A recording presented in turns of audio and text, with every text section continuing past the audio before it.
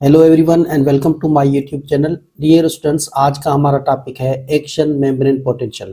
Previous lecture में हमने resting membrane potential के बारे में डिस्कस किया था। आज हम बात करेंगे एक्शन मेम्ब्रेन पोटेंशियल के बारे में। So what is action membrane potential? Change in the electrical membrane potential of a neuron due to movement of ions is called action membrane potential.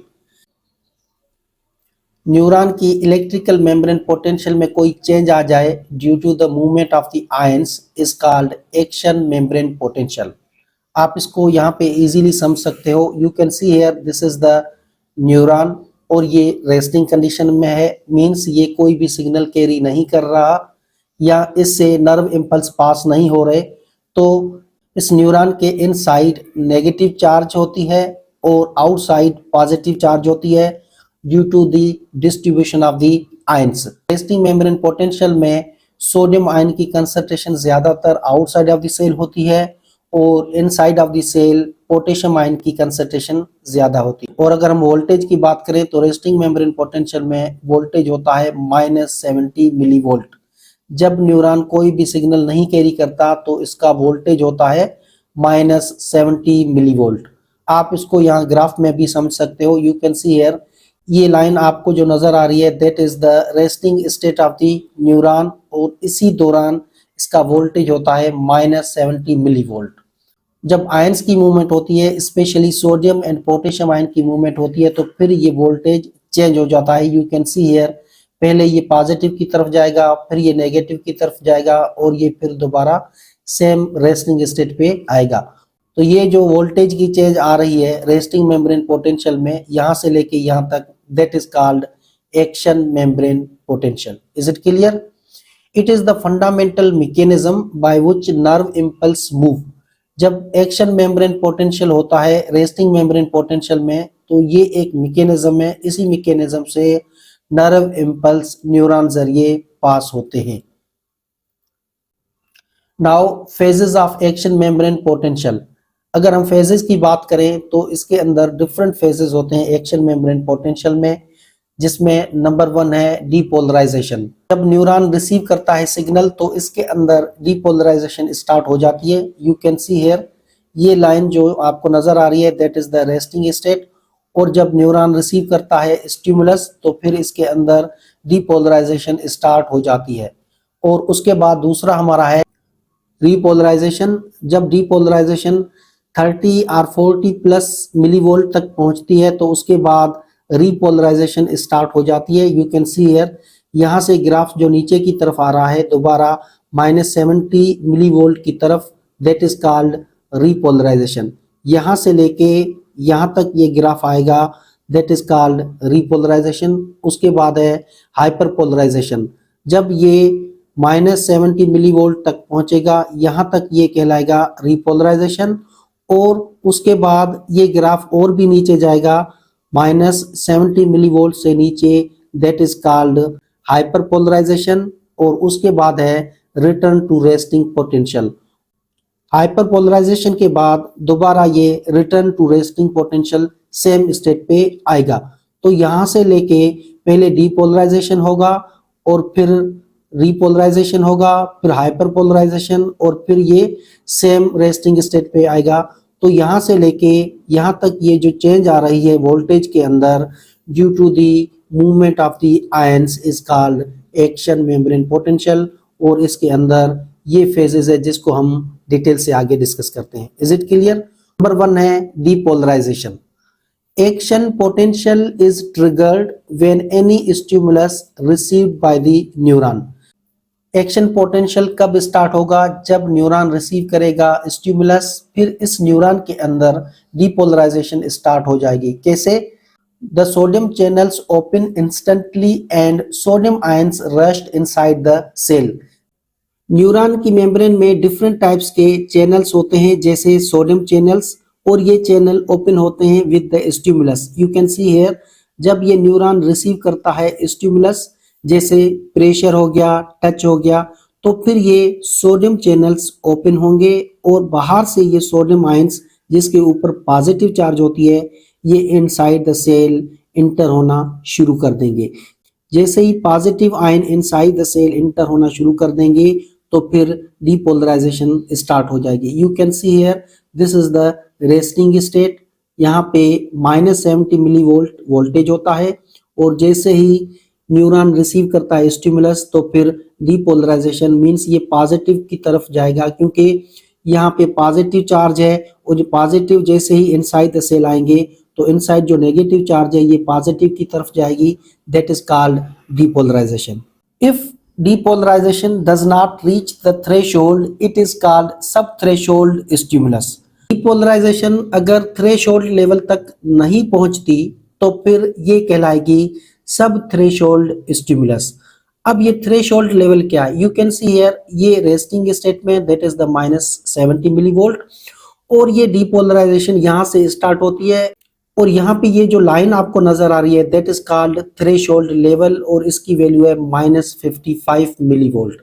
जब डीपोलराइजेशन मींस जैसे जैसे सोडियम आयन जिसके ऊपर positive charge है वो inside the cell आते जाएंगे तो ये डीपोलराइजेशन स्टार्ट होगी और ये डीपोलराइजेशन जब -55 मिलीवोल्ट तक पहुंचेगी तो फिर एक्शन पोटेंशियल होगा, अदरवाइज ये एक्शन पोटेंशियल नहीं होगा और ये डीपोलराइजेशन अगर थ्रेशोल्ड लेवल तक पहुंचती है मींस इतने सोडियम आयंस इंटर हो, ये जो -70 मिलीवोल्ट है ये हो जाए -55 मिलीवोल्ट तक तो फिर एक्शन पोटेंशियल होगा, अदरवाइज एक्शन पोटेंशियल नहीं होगा मींस ये वीक स्टिमुलस होगा और ये दोबारा रेस्टिंग स्टेट में चला जाएगा।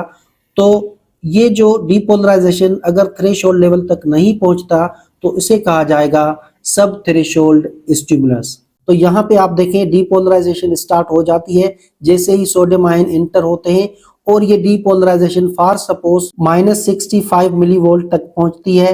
यू कैन सी हियर -70 से -65 तक पहुंचती है, लेकिन ये -55 तक नहीं पहुंचती क्योंकि यहाँ पे स्ट्रांग स्टिमुलस नहीं है, ज्यादा सोडियम आयंस नहीं आ रहे हैं, तो इसे कहा जाएगा सब threshold stimulus. Is it clear? If depolarization reaches the threshold -55 millivolt, voltage gated sodium ions channels open।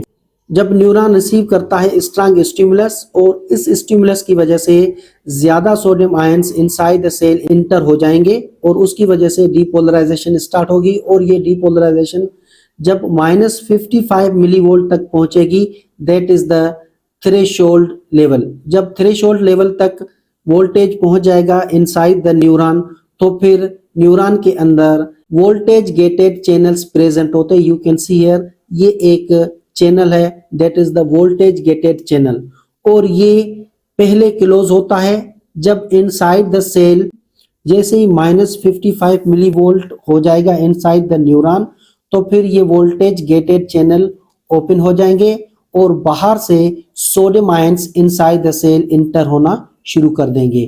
Carries an influx of sodium ions by 10 times more than in the resting state. Voltage gated 10 times ज्यादा sodium ions inside the cell लेके आएंगे as compare to resting state में। तो यहाँ पे आप देखें depolarisation पहले प्लस की तरफ जाएगी due to the movement of the sodium ions, फिर ये +30 और 40 मिलीवोल्ट तक पहुंचेगी। The membrane potential peaks around +30 to 40 millivolt और जैसे ही इनसाइड द सेल +40 मिलीवोल्ट तक पहुंच जाएगा तो फिर ये वोल्टेज गेटेड चैनल क्लोज हो जाएंगे। ये -55 मिलीवोल्ट पे ओपन होते हैं और ये +40 मिलीवोल्ट पे क्लोज हो जाते हैं। इसी वजह से इन चैनल को कहा गया है voltage gated channels. Is it clear? और जैसे ही यहाँ पे आप देखें ये वोल्टेज गेटेड चैनल क्लोज हो जाएंगे तो फिर sodium ion inside the cell आना बंद हो जाएंगे और उसके बाद दूसरा फेज हमारा स्टार्ट हो जाएगा that is called repolarisation. Is it clear? Repolarisation में क्या होगा? Sodium channels close, you can see here ये सोडियम चैनल्स हमारे क्लोज हो चुके हैं, स्टॉपिंग फर्दर सोडियम एंट्री और इसकी वजह से सोडियम अब इंटर नहीं होंगे। Voltage gated potassium ion channels open allowing potassium ions to exit the cell। जैसे न्यूरॉन के अंदर +40 मिलीवोल्ट हो जाएगा तो फिर सोडियम आयंस क्लोज हो जाएंगे और न्यूरॉन के अंदर दूसरे टाइप्स के चैनल्स होते हैं जिसे हम कहेंगे sodium channels. These are also voltage gated channels. ये पहले क्लोज होते हैं, जैसे ही न्यूरॉन के अंदर प्लस 40 मिलीवोल्ट हो जाएगा तो फिर ये ओपन हो जाएंगे और इससे पोटेशियम आयंस सेल से बाहर जाना शुरू कर देंगे। Is it clear? This restores the negative charge inside the neuron. Potassium ions जिसके ऊपर पॉजिटिव चार्ज होती है और ये पॉजिटिव चार्ज वाले आयंस बाहर की तरफ जैसे जैसे जाएंगे तो फिर inside the cell negative charge हो जाएगी। This is called repolarization. You can see here, यहाँ पे पॉजिटिव 40 मिलीवोल्ट होगा और movement of the potassium ion from inside to outside, तो ये रिपोलराइजेशन हो जाएगी और ये रिपोलराइजेशन पहले पहुंचेगी -70 मिलीवोल्ट तक। Is it clear? यहाँ तक आप समझें कि ये रिपोलराइजेशन -70 मिलीवोल्ट तक पहुंच चुकी है। उसके बाद क्या होगा? Potassium channels close slowly causing excess potassium ions to leave। जैसे ही इनसाइड द सेल -70 मिलीवोल्ट तक पहुंचेगा तो फिर ये पोटेशियम आयन क्लोज हो जाएंगे, लेकिन ये स्लोली क्लोज होते हैं। उसी दौरान पोटेशियम आयंस बाहर की तरफ चले जाते हैं और उससे क्या होगा? The membrane potential becomes more negative than resting potential, may be -70 millivolt to -90 millivolt. Inside the cell जैसे ही -70 मिलीवोल्ट होगा तो फिर ये पोटेशियम आयंस क्लोज होना शुरू कर देंगे, लेकिन ये स्लोली क्लोज होते हैं। उसी दौरान कुछ आयंस पोटेशियम के बाहर चले जाते हैं, तो उसकी वजह से हाइपरपोलराइजेशन होती है। मींस ये -75 मिलीवोल्ट से लेके -90 मिलीवोल्ट तक भी पहुंच जाता है।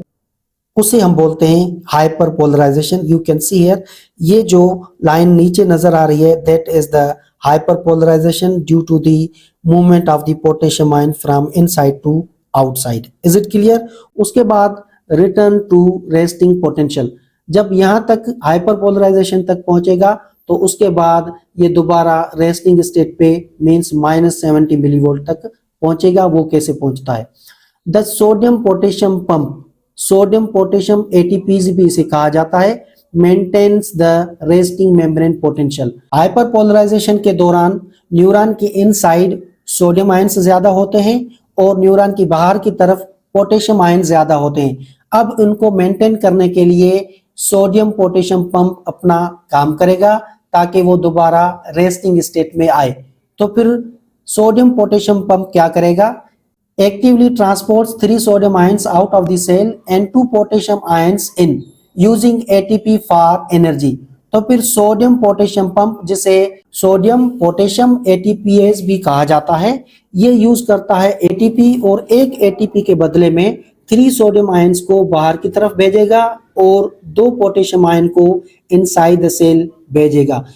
इस तरीके से ये सोडियम और पोटेशियम को ट्रांसपोर्ट करके दोबारा न्यूरॉन के अंदर रेस्टिंग स्टेट में लेके आएगा, जिसे हम बोलेंगे रेस्टिंग मेम्ब्रेन पोटेंशियल, और ये सेल रेडी होगा दोबारा एक्शन पोटेंशियल के लिए। तो इसी तरीके से एक्शन मेम्ब्रेन पोटेंशियल होता है और इसी मैकेनिज्म से ये न्यूरॉन कैरी करता है nerve impulse. Is it clear? तो डियर स्टूडेंट्स, आज हमने एक्शन मेम्ब्रेन पोटेंशियल के बारे में डिस्कस किया। आई होप कि ये आपको लेक्चर अच्छे तरीके से समझ में आ गया होगा। If you have any kind of the question, you may ask in comment. Thank you for watching this video.